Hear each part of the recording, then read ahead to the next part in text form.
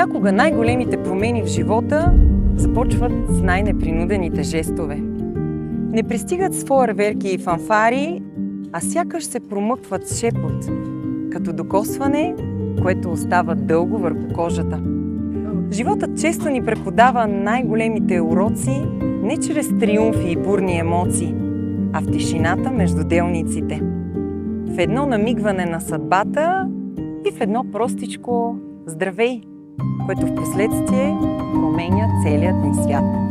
Защото колкото и да планираме, да бързаме и да предвиждаме, истината е, че любовта не се съобразява с графици. Тя не чука учтиво на вратата, тя просто влиза.